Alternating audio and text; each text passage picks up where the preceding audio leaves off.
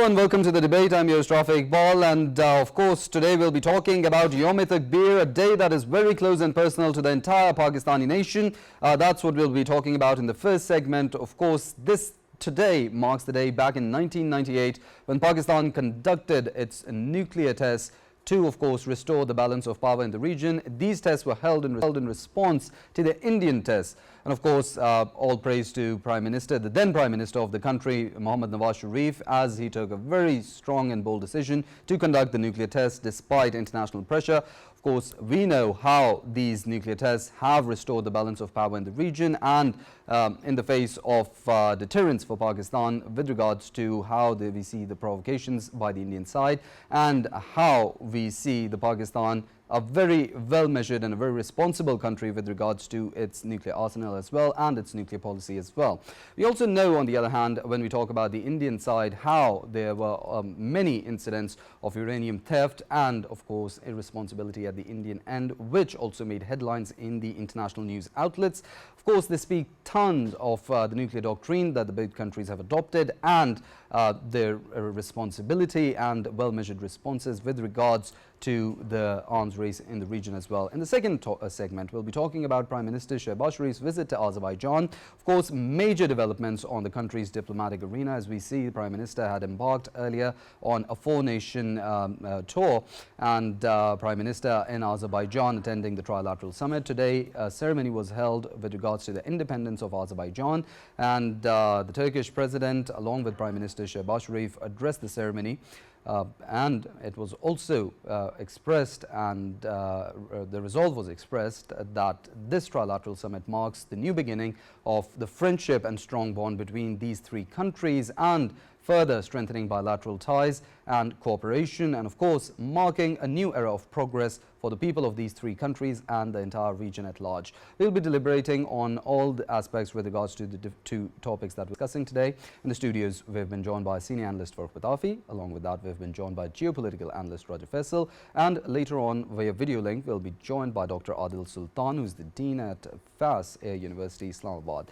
Coming towards the analysts that we have in the studios with us, Roger Faisal, coming towards you with regards to our first topic, Pakistan's nuclear doctrine and how it is acting as a deterrent with regards to the aggressive posture we see on the Indian side. Of course, restoring the balance of power in South Asia. Back in 1998, the tests were conducted. Up till now, how do you see Pakistan's nuclear program, which has evolved over time? Yeah, Rafi, if we look at Pakistan's nuclear program, of course Pakistan's nuclear program was entirely related to the action which was taken by India. India being our adversary, of course we have borne a contention with them, and in that context we already know that there is an imbalance in terms of course the size of the country. It's almost 6 times bigger than Pakistan, and when we talk about their population, almost 6 times bigger than Pakistan. When we talk about their armed forces and their capability in the numbers, of course it is almost triple than Pakistan's Pakistan's forces. And when overall it comes to keeping the balance, of course Pakistan kept on doing that till in 70s. Of course India went for achieving the nukes. Of course that created an imbalance in the region in terms of balance of power. Pakistan just wanted to achieve the balance of power, and that's when of course Pakistan's resolve in terms of keeping that balance of power, and that's how Pakistan achieved nuclear power. And we shouldn't be forgetting that when Pakistan tested its nukes in 1998, this day 1998, it wasn't just that Pakistan wanted to do it. It was just to react to the same month. Of course India conducted the tests, nuclear tests, and in response to that, of course Pakistan maintained the balance of power. And when it comes to Pakistan's policy related to it, of course Pakistan believes that these kind of weapons, they are very destructive when it comes to humanity. They are of course anti-humanity, but when it comes to maintaining the balance of power, Pakistan has every right to maintain that balance of power in the absence of course that balance of power, the conventional balance of power in terms of India having a far bigger number of troops, far bigger number of fighter jets and the naval forces as well, of course, each and everything. Then of course Pakistan came with the resolve that ultimately of course Pakistan has to achieve it, and that is when Pakistan maintained that balance of power. And till date, of course, if somebody says that Pakistan's nuclear policy is a sort of once first strike policy, I think that is there with the understanding that Pakistan has achieved the tactical nukes as well. Pakistan does not believe in of course indiscriminately using this weapon. Of course Pakistan has tactical nukes in the smaller sizes of nukes, and that's why, I mean, very recently we saw that when India was all out of control, we actually made it possible that India knows that we can have things under control from our side. And when it comes to aerial supremacy, of course Pakistan maintained that. The very first blow which Pakistan gave to India in this war, it was entirely related to Pakistan's fighter jets, Pakistan's aerial capacity, and that actually proven excellent in terms of Pakistan's resolve. And then India, when it extended itself to the missiles, then of course Pakistan retaliated in terms of Pakistan's missile capability, and whatever the outcome of that was, I think we don't need to repeat it again and again. The whole world knows about it, what has happened, and still India is feeling the tremors of them missiles.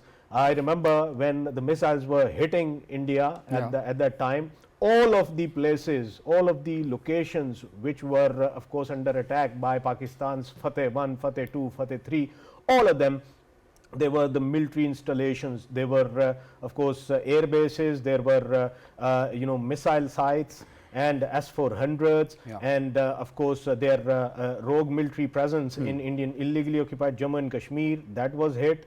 And overall there was not a single incident in which India can claim or prove that Pakistan actually bombed few of their civilian places. Not at all. It was Pakistan where India actually indiscriminately of course shot their missiles, and the very first day when they used air to surface missiles, them missiles, all of the victims, they were civilians, and there were 7 kids as well. They were mainly elderly people, and then women, and then there were 7 kids as well, and the youngest was of course 2 years old.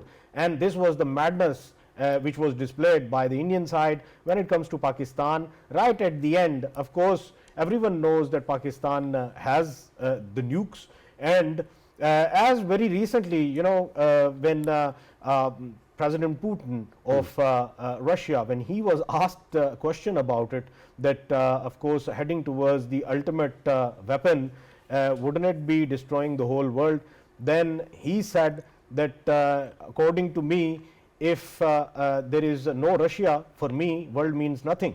So this is the reply. I mean, this is the actual reply. Pakistan, existence of Pakistan is everything to us. Me being a Pakistani, us being a Pakistani nation, of course we are proud Pakistanis, and Pakistan is everything to us, and we will go to any length to safeguard it, any length to defend it, and even if we have to use this as a measure to defend ourselves, and even if we have to use it like a first use, then of course tactical nukes is a very good option Pakistan has. And when it comes to security of Pakistan's nuclear program, I mean, IAEA has reiterated again and again that Pakistan's nuclear program is one of the best in the world, one of the best and foolproof security, and it's like the ultimate. And when it comes to India, of course India is the one where I mean, I have highlighted in past again and again, and I'll do it again, that 42 times Indian authorities, security authorities, they lodged complaints, they lodged FIRs against the staff members of different nuclear sites from where half kg, 1 kg, 1.5 kg, 2 kgs of uranium packed in the shopping bags, and they were sold. Sold to who? Nobody knows. And of course, that's where IAEA needs to look into, and that's where the real probe must be done in terms of how India is keeping up the security of their nuclear program. Who knows, one day all of these uraniums and all of these things which are being theft from their nuclear sites, they end up in the hands of ISIS, Exactly. in the hands of ISIS Khorasan, Well, in the hands of TTP, all of these people. Definitely. Who knows that India's nuclear program can be a disaster for the world. Definitely, exactly, Raja Faisal, and you've highlighted very important points. Of course, we'll delve into that aspect in detail as well. We're joined via video link by Dr. Adil Sultan, who's a Dean at FASSA University, Islamabad. Thank you for your time and being part of the conversation. A very important topic that we discussed today, and of course, Pakistan's nuclear doctrine and Yom-e-Takbir, a day that is very personal and dear to all the Pakistani nation. Pakistan, of course, on this day back in 98 became the seventh nuclear armed state and the first Muslim state to acquire nuclear power. We've come a long way since that, and of course we still stand as the only Muslim state to hold a nuclear power. With regards to that, in the Committee of Nations, how do you see this development and Pakistan's nuclear doctrine in face of the developing global landscape? Thank you for having me. First of all, I must congratulate everyone, the whole nation, because this nuclear capability of Pakistan belongs to the people of Pakistan. And the nation, they have sacrificed the most. And we should also give credit to all those people who have contributed in the development of Pakistan's nuclear program. That includes all the successive governments, different political parties, and the scientist community, especially those who sacrificed everything, their lives, their personal lives, and they stayed in areas for decades just to ensure that Pakistan gets this capability. I think this day we must remember, we must give credit to all those who have contributed. So this credit is not for a single entity or a single organization. The whole nation, I think, deserves this appreciation. And that's why, because of this nuclear capability, where we are standing today, in the face of challenges like India's extremist policies, their hegemonic designs, this is nuclear capability which has given Pakistan the confidence to stand up against a big bully and to, with confidence, and defend itself. Now, coming to the nuclear doctrine, I think Pakistan doesn't have an officially declared nuclear doctrine. But it doesn't mean that we do not have a doctrine. Without a doctrine, you can't have your policies or nuclear postures or nuclear developments.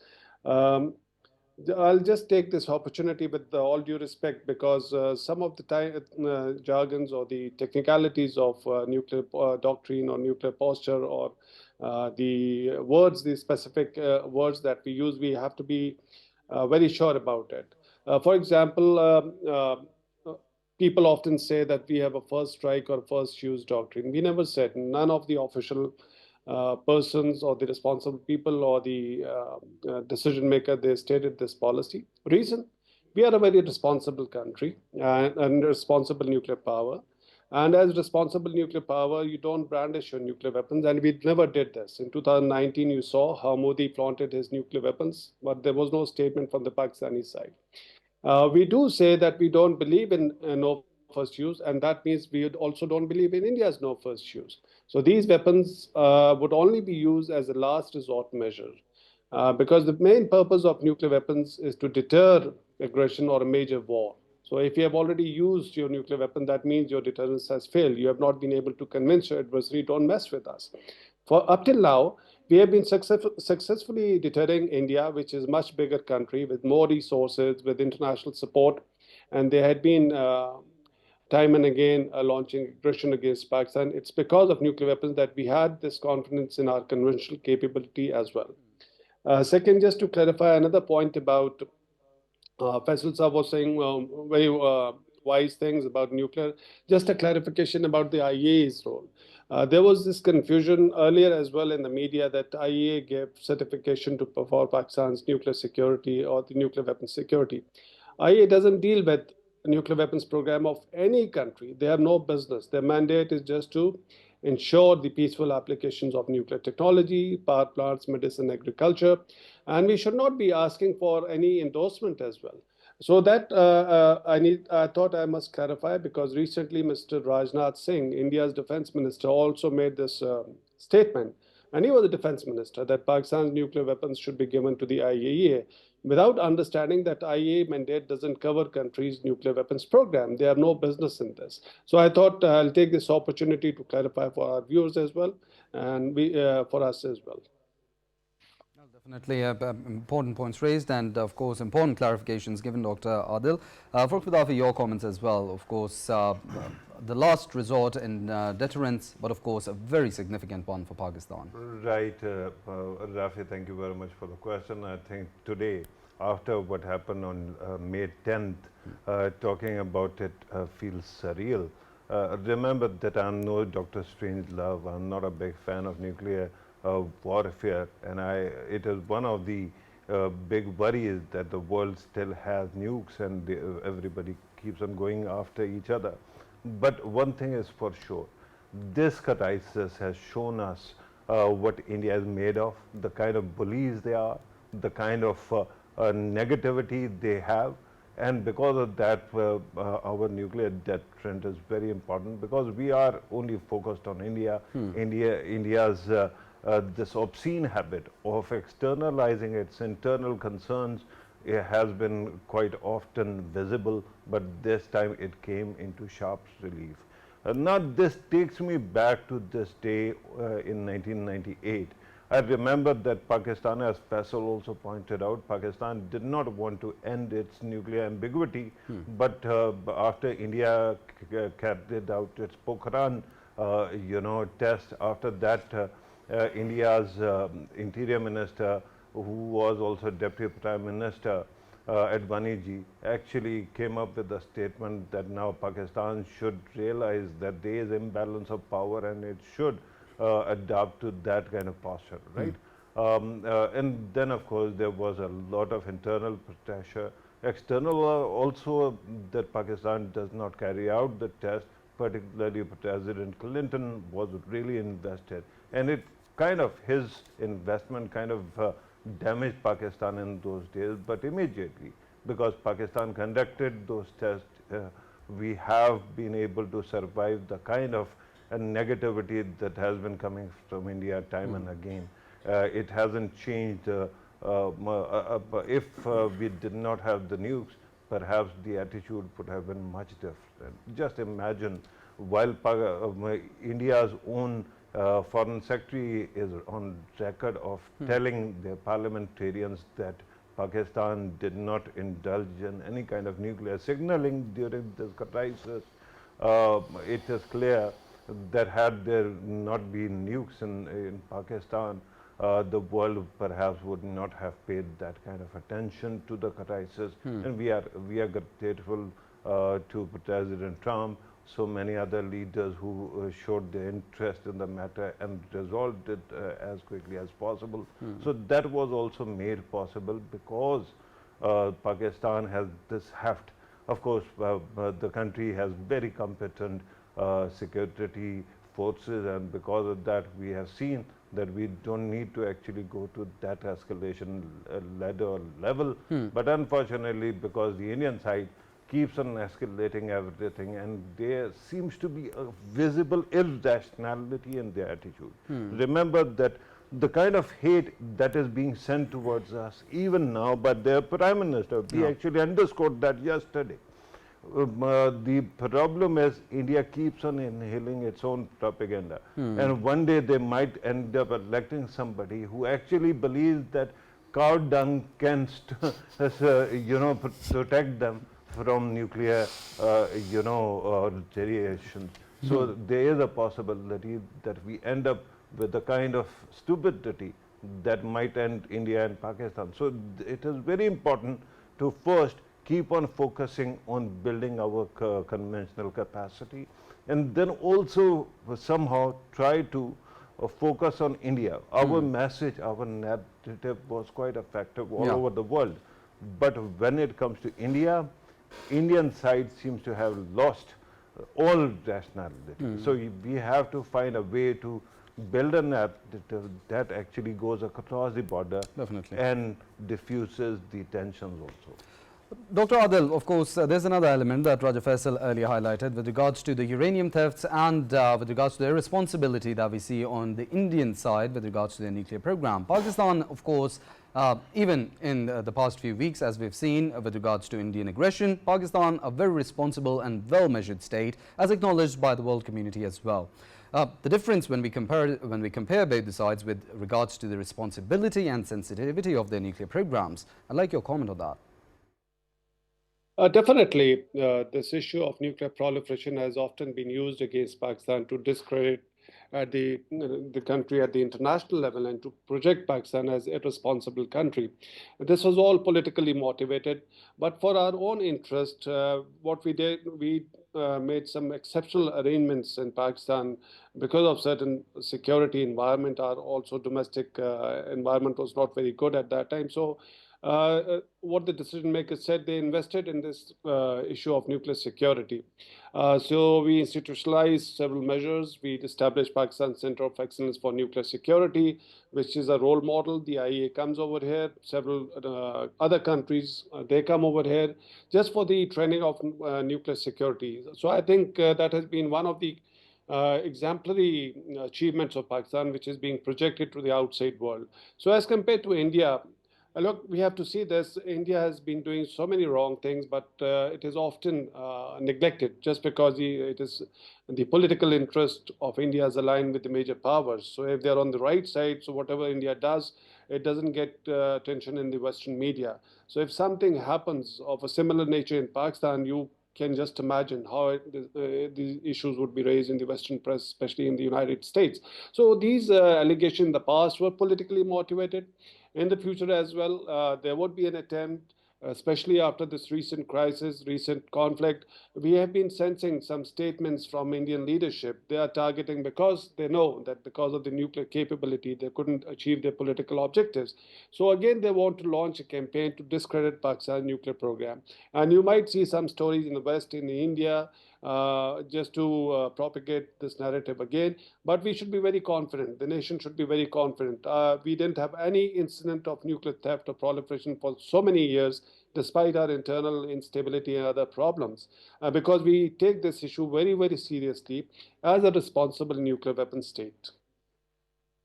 Definitely, very rightly pointed out. And speaking about achievements made by Pakistan, there's also an achievement made on the diplomatic front as Prime Minister Shehbaz Sharif four-nation tour, and he's currently in Azerbaijan. There was a ceremony that was held today with regards to Independence Day of Azerbaijan, and of course the Azerbaijan President Ilham Aliyev, the Turkish President Recep Tayyip Erdogan, and Prime Minister Shehbaz Sharif all addressed the ceremony. And of course it was expressed, the resolve was expressed that with this summit and with this new trilateral collaboration that we're seeing, it's going to usher in a new era for progress and prosperity, not just for their people, but the entire region at large.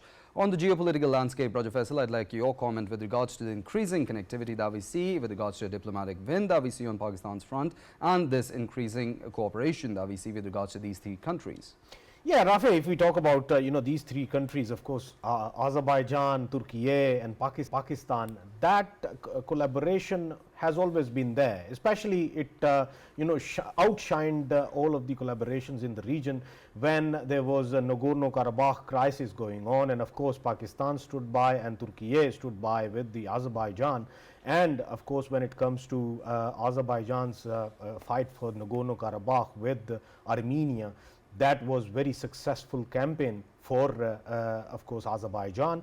And when it comes to people of Azerbaijan and people of Turkey and people of Pakistan, they have that people to people connection as well, and overall the diplomatic connections, they have always been there. They have always stood by with each other. And when it comes to defense, yes, it was always there, but now it is getting cemented. And it is going to be a bond that would be unbreakable in coming future, especially when it comes to security of all three countries. And Pakistan, Azerbaijan and Turkey, the collaboration which already existed it is going to be doubled or tripled in coming future. And when it comes to all of these three countries, I think we very well know by now, of course, it is over the media as well, that Azerbaijan is buying, of course, Pakistan's JF-70 more JF-17s in coming days. And of course, Indian media is chanting about it, because they can sense that, of course, rest of the countries, they are going for JF-17s as well, because this is a seal on the performance of JF-17 Thunders during this very recent conflict of Pakistan with India. And when overall, if we look at the cooperation between amongst these three countries, of course, it is going to be very fruitful in coming future in terms of economic sharing as well. And Rafe, regarding a previous segment, I just wanted to add in another thing, that our relationships with Saudi Arabia, I just wanted to give you one example, and that was that when Pakistan conducted, of course, its nuclear tests, though they were not aware of it, and they received a call from the Americans to pressurize Pakistan, and to, of course, right after Pakistan conducted it, then they actually pressurized them to, of course, put sanctions on Pakistan and disconnect with Pakistan, because they knew that Saudi Arabia is just like a brotherly country to Pakistan.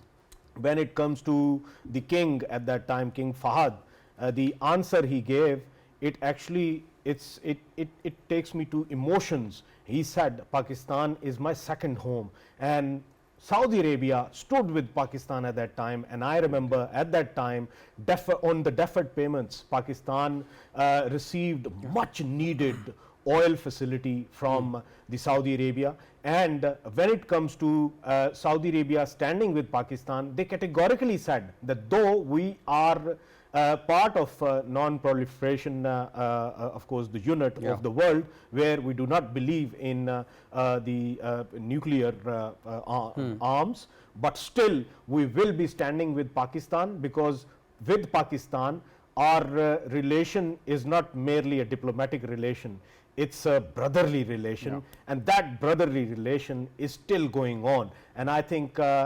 always, in every thick and thin, Saudi Arabia has always stood with Pakistan. And to me, I think that moment when the world was obviously sanctioning Pakistan, a brother like Saudi Arabia standing with Pakistan, that was the morale booster for Definitely, Pakistan. these are and I know that tests were conducted in Pakistan, but equally celebrations were being made in Saudi Arabia as well. Well, that's what time-tested friendships and brotherly countries do. And of course, Saudi Arabia has always stood by Pakistan in its challenging times. Dr. Adil Sultan, coming towards you with regards to the second topic that we were discussing, Prime Minister Shehbaz Sharif's visit to Azerbaijan. Of course, the trilateral summit that we saw, and of course, the ceremony that we saw, which had the attendance of the Azerbaijan president, the Turkish president, and Pakistan's Prime Minister. Of course, we know how this marks a new era for regional cooperation, and how this marks a new era for development and cooperation between these three countries. Three souls, but one breath, as they all said. Your comment on that? Definitely a very positive thing, and it also highlights the contrast that we are building bridges with the neighboring countries. On the other hand, India is dividing or creating division within the region. I think this realization is there with other neighboring countries. We cannot continue to live in such a hostile environment. And Pakistan's principled stance was very much appreciated by these countries. And like Faisal Saab mentioned, I think it's a great breakthrough. This conflict, in a way, provided that opportunity to showcase our military prowess, or the military platforms that we operated, and successfully, very successfully.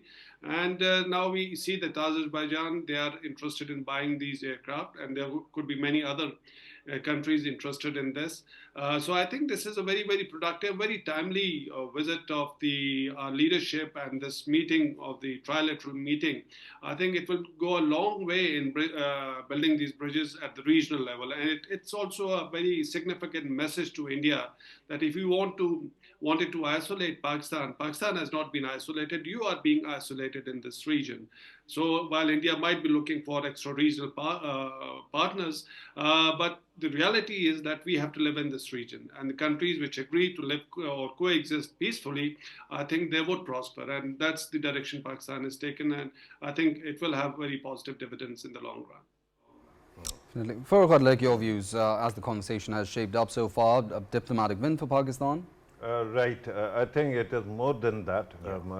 Let me actually build on whatever has already been said. Remember that China and America are two very big powers. So naturally, every time we express our gratitude, usually their name is mentioned before anything else. But the way these two countries stood with Pakistan during the current crisis is breathtaking, right? And I tell you two very interesting things. A couple of months ago, actually a few months ago, when the Azerbaijani president was visiting Pakistan, I hosted a program, in cooperation with their local television. Yeah. So the amazing thing that I felt was the love and kindness and affection I could feel coming from the other side, right? It is remarkable. And I'm merely talking about Azerbaijan. Just wait till I tell you about Turkey. A few years ago, I was in Turkey, in Istanbul, and we were like near Taksim, there's a market, so we were roaming about there. And naturally, when you go to market and you want to buy something, you haggle, right? So I would actually, open my mouth and listening to my accent, somebody would ask me, are you Pakistani? The moment I would actually mention that, all haggling would drop and all costs would actually just crash down, right? So the kind of magical and beautiful relationship we have built with these these two countries is amazing. And I hope that it expands, because now it seems Indians keep on talking about stars aligning and zodiac signs and all. I think that all our stars are now aligning. And this is high time that we maximize the opportunities of building on what we have achieved because of the madness that has been shown by India. Yeah. Remember that earlier we were talking about, nuclearization of Pakistan. And compared to that, I know that you have no frame of reference because you are almost as old as Pakistan's nuclear bomb. After that, umpteen things happened, right? There were pressures on Pakistan. There was Kargil, and that was the moment when we seem to have lost the world, right? But now it was India's Kargil moment, when India showed that it is part of the problem, not the solution. So at this moment, from South Korea, Japan, to Arab countries and beyond, even Latin America and Africa, we have friends everywhere. If we want to build on that, this is a godsend, or the zodiac signs are smiling at us. All we need to do is just point at India, shrug, laugh, and tell the world how beautiful we are and how beautiful the world is. I think that they all are going to work with Pakistan. Speaking of Azerbaijan and Turkey again, I think that their leaders are amazing leaders. They have so much kindness towards Pakistan, and that kindness is reciprocated by our leadership also. If we are going to talk about, I'm going to just bring both topics together. If we want to acknowledge the services of few people who have done incredibly well for Pakistan, from scientists like Munir Ahmad Khan, AQ Khan, and umpteen others, to the founder of the program, that is Zulfikar Ali Bhutto. Remember, he did three things which were amazing, and you have to acknowledge that. One was starting the nuclear program. Second was our outreach towards China. And the third one was the constitution. And then Mian Nawaz Sharif, right? He actually exploded the bombs, and then we actually went for it. But now Shehbaz Sharif Saab, the Prime Minister of Pakistan, has taken relationship with both Azerbaijan and Turkey to a new level, a strategic level. So that will also really be very powerful addition to Pakistan's diplomatic arsenal. We should be grateful to all of these people. Well, definitely. Rafi, with your permission, Dr. Adil, I have a question which I really wanted to ask you. Very recently, I actually met with one of the military officers of Turkey, and frankly, I mean, I talked to him that what if there is an option of creating a nuclear alliance amongst many countries, because in them days, of course, Bangladesh defense minister, even he was talking about it, that if India keeps on bullying Bangladesh, of course, on the behest of nuclear bomb it carries, then it shouldn't be forgetting that there can be a natural alliance that Bangladesh can have with Pakistan. And I talked with, of course, Turkey's officer, and he said that there is no harm in terms that if there are threats hurled to these countries from the from the nuclear states, and in the absence of, if somehow NATO isn't anymore for Turkey there, then it can be an option for countries like Turkey, Azerbaijan, Bangladesh, and whoever the country there are who want to, of course, be part of that coalition. I believe the term you are using is actually nuclear umbrella. Yeah. Right, Dr. Sultan? Yeah. Pakistan has a very modest nuclear weapons program that only fulfills its own needs. I think we should be a bit careful about that, talking about extending nuclear umbrella, because it attracts lots of external powers who are already not very happy about Pakistan's nuclear capability. Plus, we have so many challenges. India is such a big country, like Faisal Saab earlier mentioned, or somebody mentioned, I think. They are spending around $80 billion, and we have a defense budget of around $10 billion, 1:8 difference. So we have to cater for that gap, and we have to cater for our own defense needs. And we have very persistently stated that we are not going to develop endlessly because we don't believe in nuclear arms race. So whatever limited capacity or minimum deterrence posture that we have, that is purely to protect Pakistan's security needs. We do not have that potential. We are not the United States, and we don't want to be that kind of a hegemon, extending those kind of security guarantees to other countries. And when the time comes, you know how NATO umbrella is being questioned by the United States, the superpower. But that's something for the bigger powers. We are relatively smaller and modest powers. We should just focus on our own deterrence needs. That is, how to deter India from engaging with Pakistan in a major conflict or major war. And that's the main sole purpose of our nuclear capability. It is not directed towards any other country and shouldn't be directed.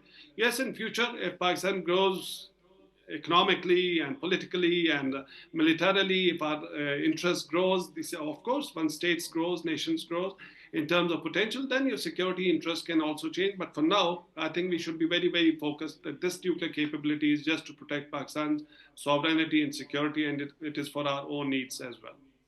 Excellent. Well, gentlemen, with that, we come towards the conclusion of the show. Of course, very important points that were highlighted by all the analysts that we had in the studios and via video link.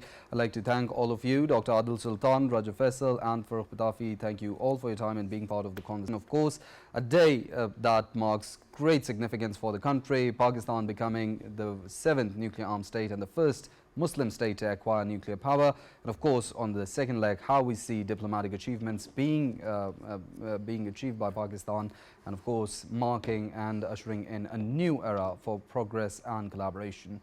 We'll see you all same time tomorrow. Till then, take care.